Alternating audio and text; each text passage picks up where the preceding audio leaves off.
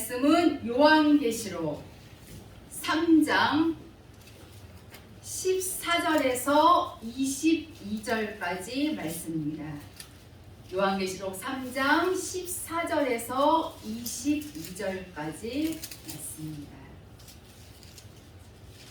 제가 봉독해드립니다. 라오디게아 교회 사자에게 편지하기를 아멘이시요 충성되고 참된 증인이시요 하나님의 창조의 근본이시니가 가라사대 내가 내 행위를 아노니 내가 차지도 아니하고 더욱지도 아니하도다. 내가 차든지 더욱든지 하기를 원하노라. 내가 이같이 미지근하여 더욱지도 아니하고 차지도 아니하니 내 입에서 너를 토하여 내치리라. 내가 말하기를 나는 부자라 부요하여 부족한 것이 없다 하나 내 공고한 것과 가련한 것과 가난한 것과 눈먼 것과 벌거벗은 것을 알지 못하도다. 내가 너를 권하노니 내게서 불로 연단한 금을 사서 부요하게 하고 흰옷을 사서 입어 벌거벗은 수치를 보이지 않게 하고 안약을 사서 눈에 발라보게 하라. 물은 내가 사랑하는 자를 책망하여 징계하노니 그러므로 내가 열심을 내라. 회개하라. 볼지어다 내가 문 밖에 서서 두드리노니 누구든지 내 음성을 듣고 문을 열면 내가 그에게로 들어가 그로 더불어 먹고 그는 나로 더불어 먹으리라.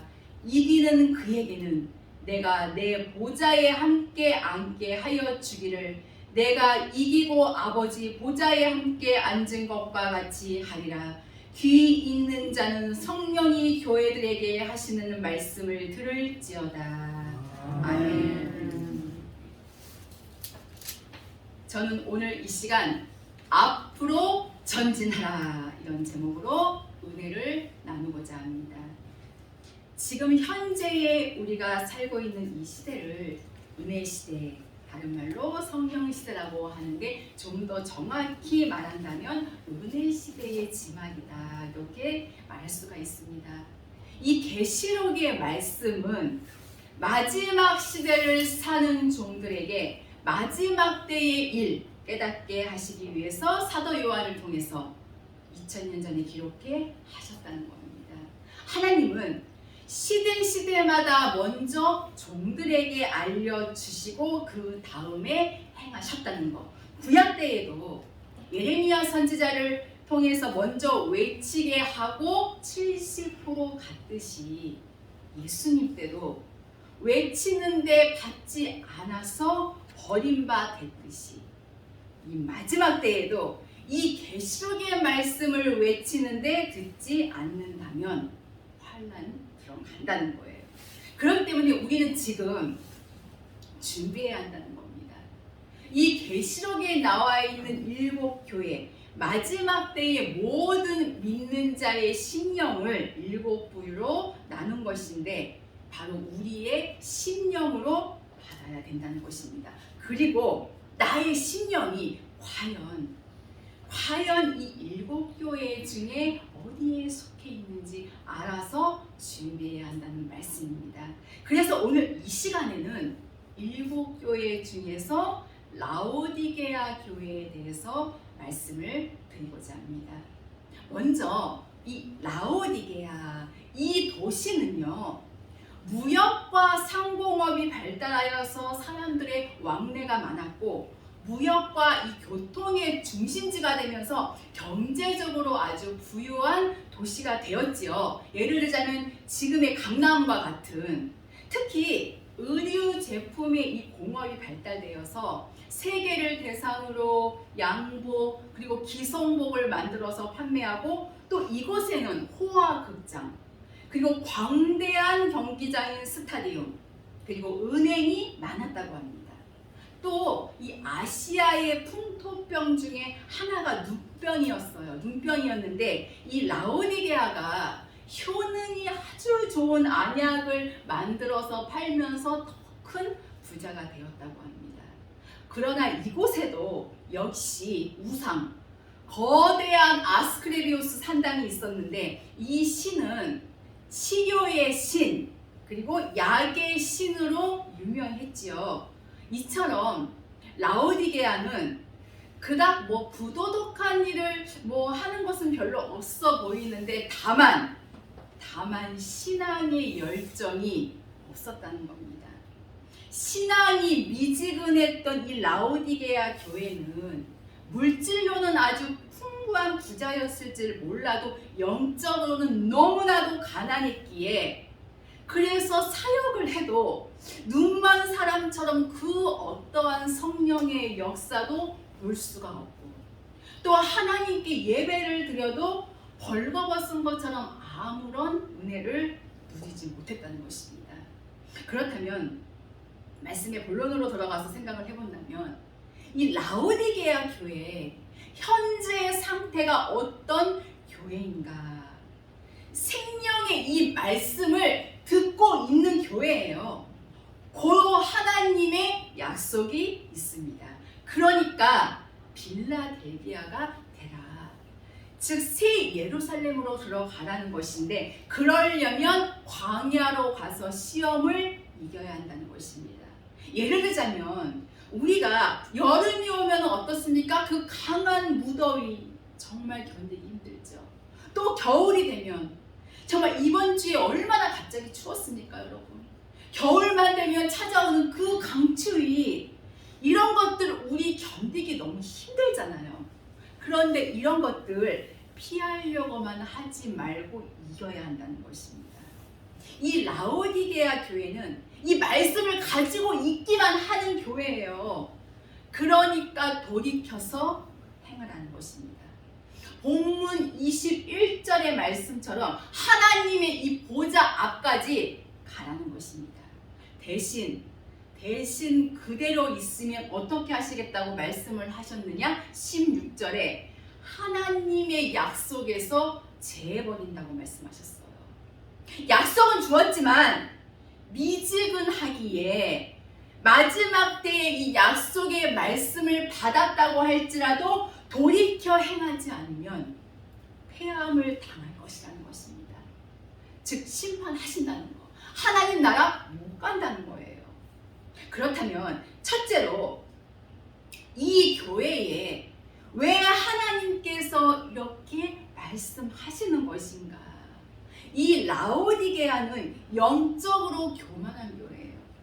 이 마지막 때에 이 말씀을 듣고도 행함이 없는 교회. 이 은혜 시대의 말씀은 있지만 마지막 때의 시대적인 말씀을 준비치 못한 교회.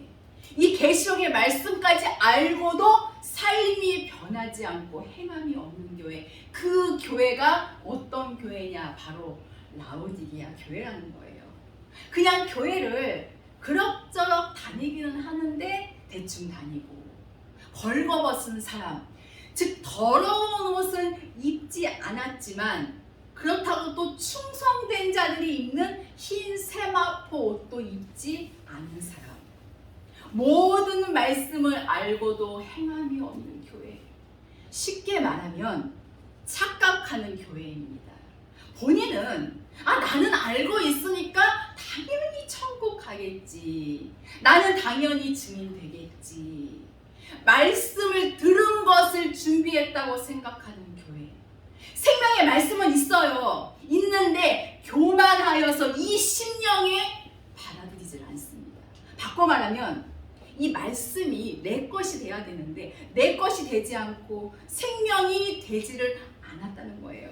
그렇지만 여튼간에 이 예수님에 대해서는 잘 아는 교회이기 때문에 여기 14절에 충성되고 참된 증인이요 라고 강조되는 것은 히브리서 3장 6절에 예수님이 이 땅에서 충성을 하셨듯이 어떤 부분에서는 충성을 했어요. 충성은 했는데 자신의 믿음은 준비를 못했다는 거예요. 이 마지막 때에 이 말씀까지 알고 있으면서 말씀의 행위가 없기에 충성되고 참되게 행하지 않았기에 믿음의 행위 보이라는 겁니다. 본문 15절에 보니까 내가 네 행위를 아노니, 행위를 묻는 거예요. 지금 아는 거, 생각만 하는 거, 계획만 짜는 거, 이거 다 소용없다는 것입니다. 말씀을 들었으면 빨리 행함으로 가야 하는데 이 믿음의 삶의 변화가 없다는 것입니다. 그래서 늘 준비가 늦어진다는 거예요. 한마디로 말하면 그 부분이 바로 16절에 미지근하여 토하여 내치게 될 것 같다는 거. 약속은 주었지만 패한다는 것입니다. 미지근하다? 미지근하다는 뜻? 말씀은 듣고서 알고는 있으나 행함은 없다는 것입니다.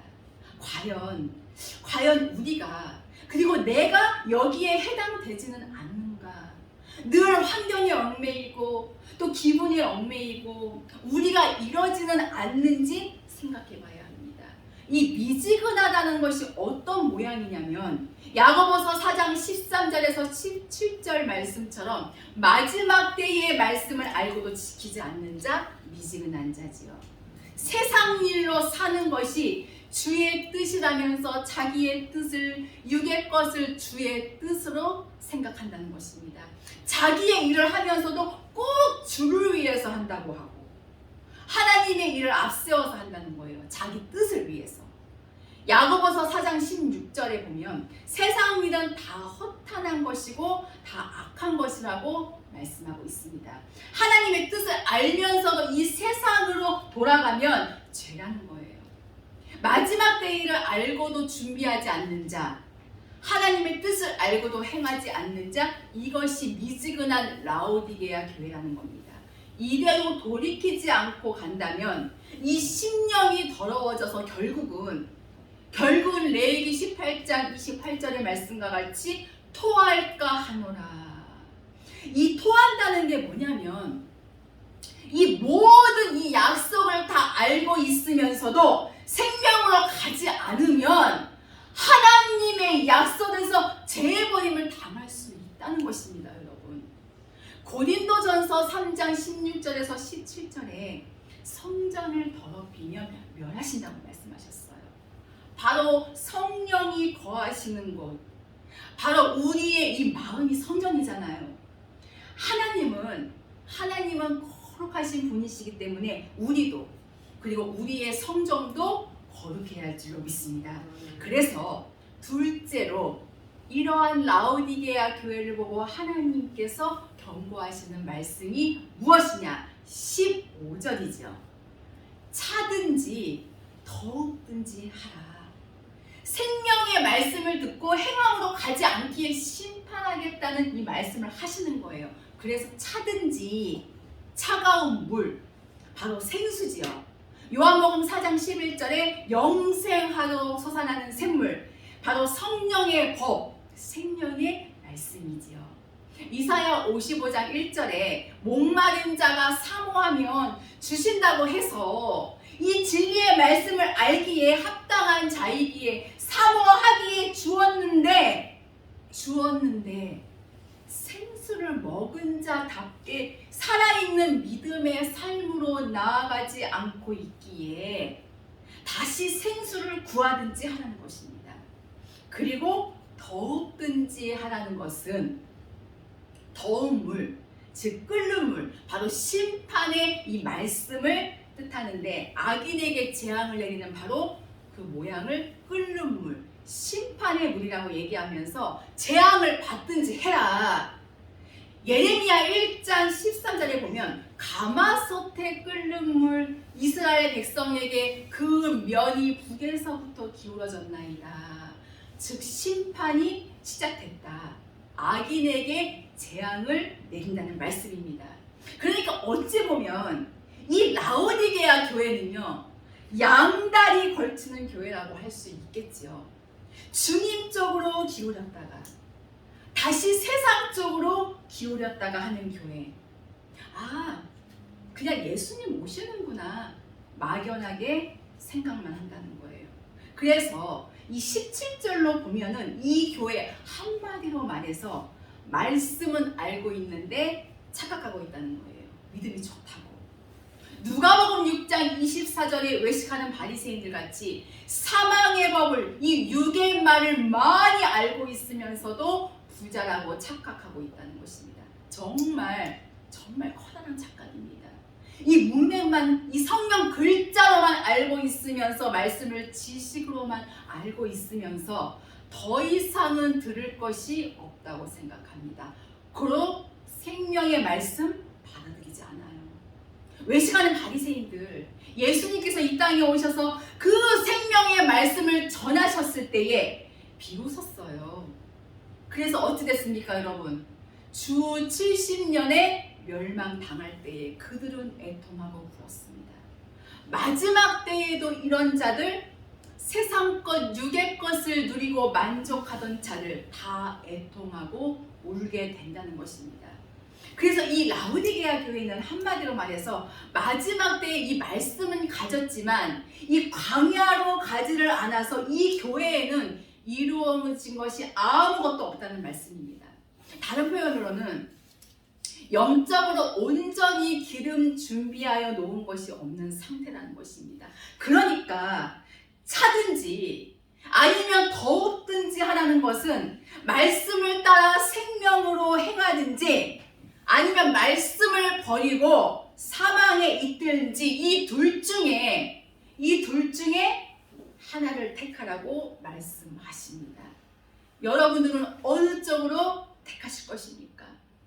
그렇게 말씀을 하시면서 셋째로 하나님께서는 우리에게 다시 한번 권하십니다. 책망하는 것이 아니고 권면의 말씀이에요. 18절에 내가 너를 권하노니, 그러니까 연단 좀 받으라는 거예요. 올라가라는 겁니다. 한 단계. 그래서 연단 받아서 생명으로 부요한 자가 되라. 이게 바로 지금 라오디게아 교회에게 18절에서 하시는 말씀이에요. 18절에 보니까 불로 연단한 금을 사서 부요하게 하라. 이 불은 고난을 뜻하고 금은 믿음을 뜻합니다. 고난으로 연단을 통하여서 온전케 되라. 즉 애쓰고 힘써서 믿음을 준비하라는 것입니다. 잠언서 17장 3절에 풀무는 금을 연단하느니라. 이사야 48장 10절에 하나님은 이스라엘 백성을 연단할 때 고난의 풀무를 통과하게 했고, 신명기 4장 20절에 애굽이라는 이 풀무 속에 집어넣으시고 단련하셨습니다. 그러기에 고난으로 이 믿음을 사라는 것은 이 고난을 통하여서 믿음의 사람이 되라는 것인데, 그러려면 이 고난 속에서 정말 애쓰고 힘써서 믿음의 삶을 살아가야 할 것입니다. 또 보니까 흰옷을 사서 입어 벌거벗은 수치를 보이지 않게 하라. 이 흰옷은 이 사대교회의 구원의 옷이 아니라 바로 장자의 옷을 말하는 것입니다. 옷이 달라요. 사대교회는 그냥 구원의 옷인데 여기 라오디게아의 옷은 세마포를 얘기하는 것입니다. 그래서 이 장자의 옷, 전신갑주 입도록 해라. 그래서 벌거벗은 수치, 이 수치라는 것은 죄가 있을 때의 모양이니까, 다시 말해서 이 자기 고집, 자기 생각, 이 자기 혈기 등 말씀으로 옷 입지 못한 부분이 바로 수치입니다. 이거 회개하고 벗어 버려라.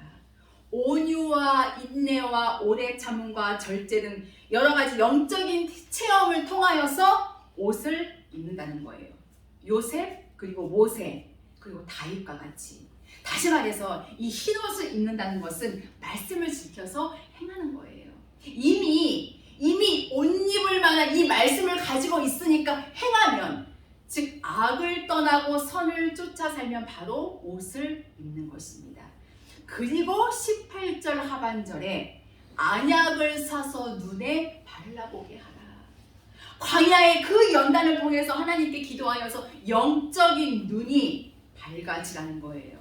즉 이 말은 하나님의 이 말씀으로 영적인 세계를 볼 수 있고, 그리고 우리의 이 생활 속에서 이 선과 악을 정확하게 구별할 수 있는 영의 눈을 가진 자가 되라는 것입니다. 육의 눈은 죄로 보는 것을 아주 잘 봅니다. 이 사람을 이 외모나 이 학벌이나 이 돈으로 평가하고 혈과 육으로 평가하지요. 사무엘상 16장 7절에 하나님은 우리의 중심을 보신다고 말씀하셨어요. 나의 허물은 전혀 못 보는데 내 형제의 허물만 보이고, 이렇게 죄로 보는 눈은 없어져야 된다는 거예요. 만약에 내 눈에 형제의 허물만 보인다면 안약을 사서 눈에 발라야 합니다. 안약, 바로 성령의 은혜예요. 그러니까 영의 눈을 가져라. 이 죄로 보는 눈이 없어지고 선악이 정확하게 분별될 수 있는 성령의 눈을 가지라는 말씀입니다. 이 성령의 눈을 가지면 이 안약을 바른 것처럼 이 죄로 보는 눈이 없어지고, 그리고 알고 있던 이 말씀이 우리의 생활 속에서 확실하게 됩니다. 즉 이론으로만 알던 것이 생명이 된다는 거예요. 사도 바울도 율법의 눈을 갖고는 영적인 일을 볼 수 없기에 하나님이 눈의 비늘을 벗게 하신 것처럼, 그래서 계시록 3장 18절은 결국은 하나님의 책망도 아니고, 그렇다고 칭찬도 아니고 하나님의 권면의 말씀입니다.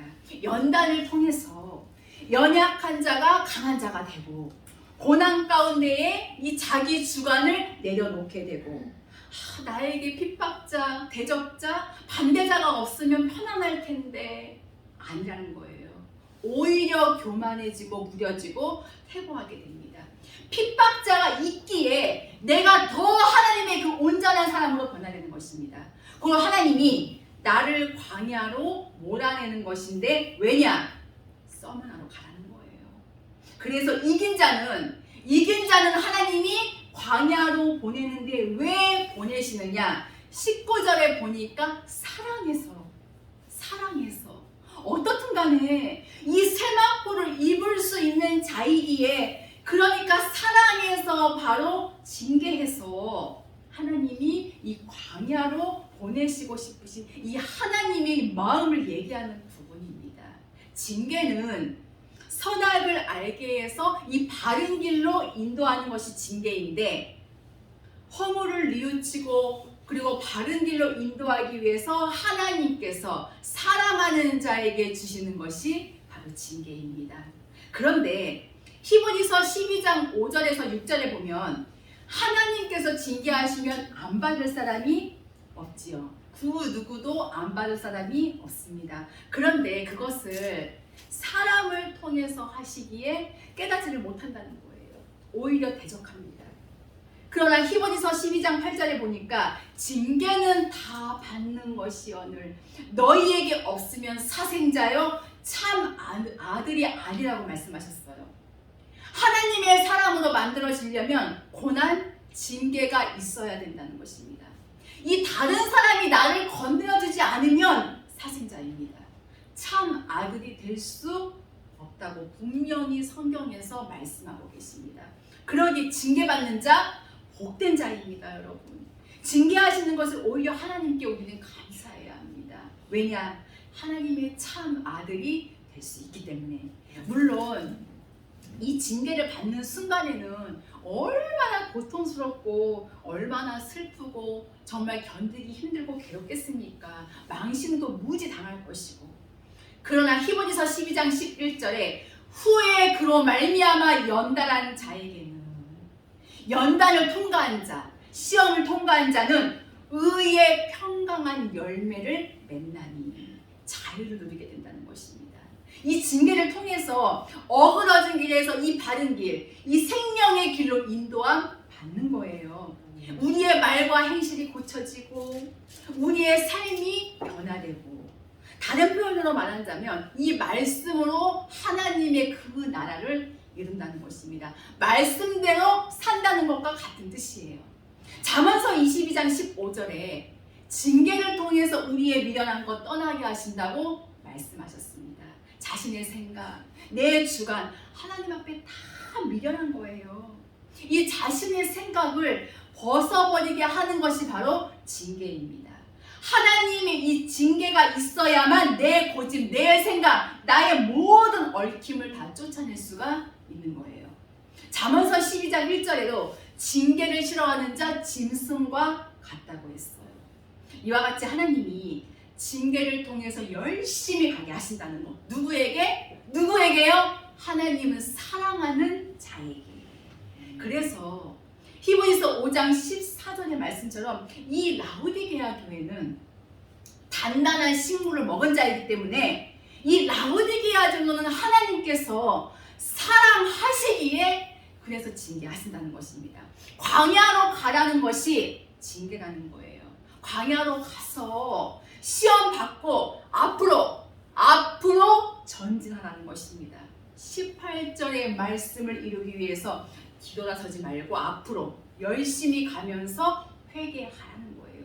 물론 광야에서 매일매일 승리하는 것은 아닙니다. 우리는 매일매일 넘어집니다. 그래서 정말 포기하고 싶을 때 너무나도 많고 힘들고 에휴 나는 틀렸어 이럴 수도 있어요. 그러나 우리는 나 못하겠어요. 정말 안 할래요. 더 이상은 안 될 것 같아요. 이렇게 말하는 것이 아니라 오늘 또 실패했지만 오늘 또 넘어졌지만 주님 다시 갑니다. 이것을 원하시는 하나님이시라는 것입니다. 광야는 되돌아가는 것이 아니라 앞으로 전진해 나가는 것입니다. 그래서 그 다음에 마지막으로 20절에 이 광야 시험을 거치게 되면 빌라델비아 된다는 거예요. 빌라델비아가 되면 하나님과 동행하는 자가 되어서 로마서 8장 14절의 말씀처럼 장성한 자가 될 수 있고 마태복음 19장 28절의 말씀과 같이 하나님의 나라를 맡길 수 있고 심판의 권세도 주신다는 거예요. 또 요한복음 14장 20절의 말씀처럼 하나님이 함께 동행하는 자가 될 수가 있다는 것. 즉 성령으로 함께 사는 삶을 말한다는 것입니다. 그러면서 계시록 3장 20절 여기를 보면 나는 그로 더불어 먹고 나는 이 성령의 인도함을 받아서 생명의 말씀으로 이 무장이 되어서 하나님의 이 말씀을 전하고 하나님의 일을 도와줌으로 하나님을 위해서 살면 그는 나로 더불어 먹으리라. 하나님은 나의 육의 모든 삶을 하나님께서 책임져 주신다는 거예요. 그러니까 21절에 바로 이기는 그에게는 라오디게아 교회야.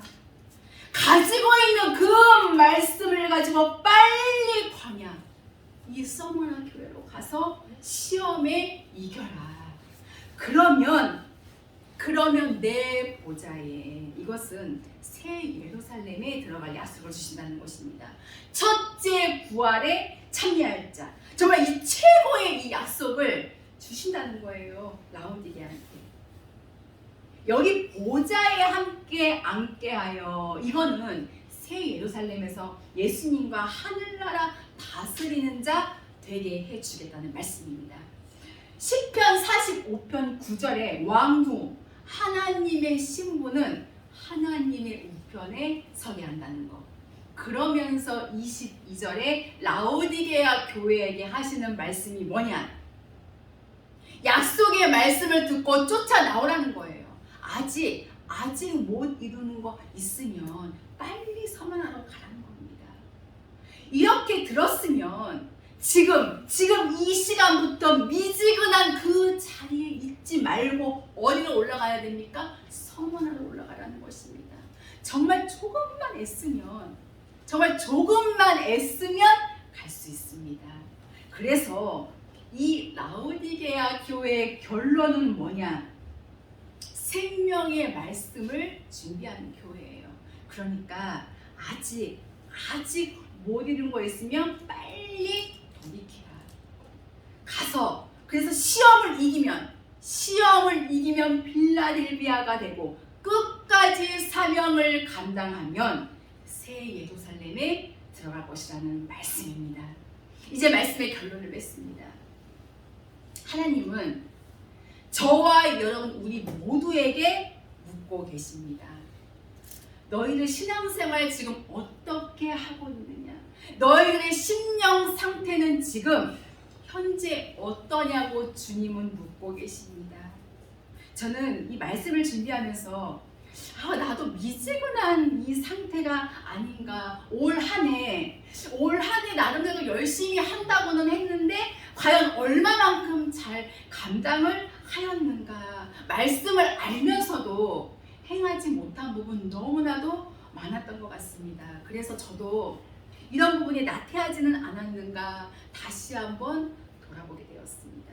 하나님은 나에게 그리고 우리 모두에게 묻고 계신다는 거예요.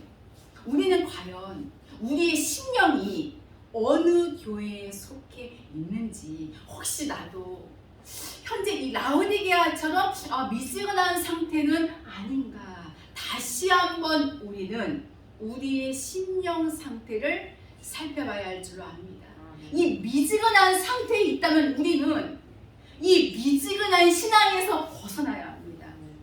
흔히들 부모가 자녀에게 이렇게 말하잖아요.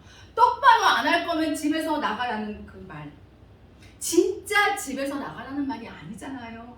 똑바로 하라는 말입니다.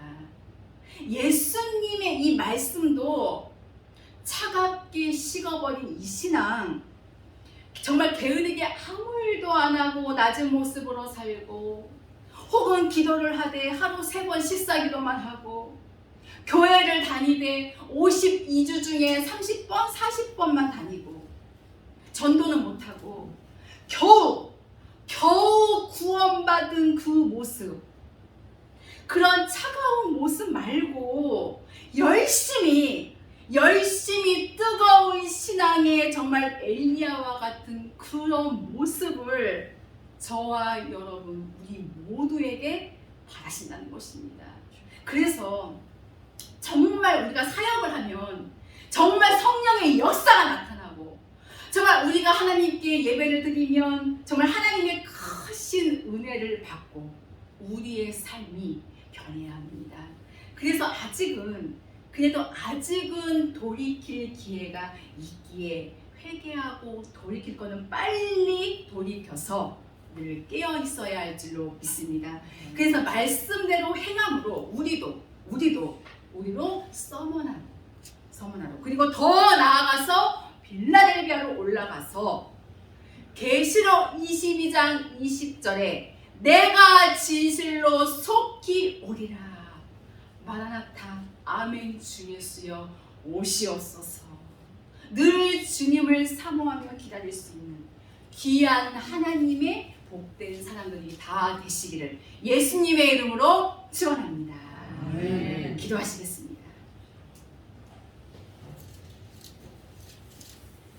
우리의 생명이 되시는 살아계신 하나님 아버지, 이 시간 귀한 말씀을 통하여서 이 마지막 시대에 우리가 무엇으로 무장을 하고 또한 무엇을 외쳐야 하는지 알게 하시고 깨닫게 하신 아버지, 감사를 드립니다.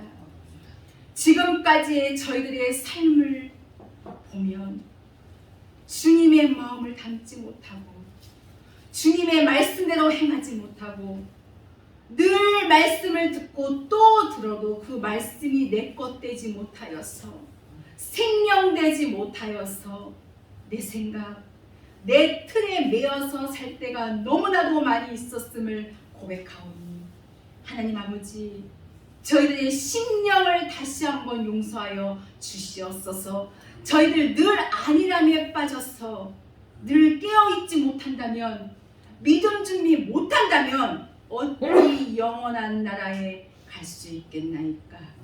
그날의 믿음을 지킨다고 어찌 장담할 수 있겠나이까.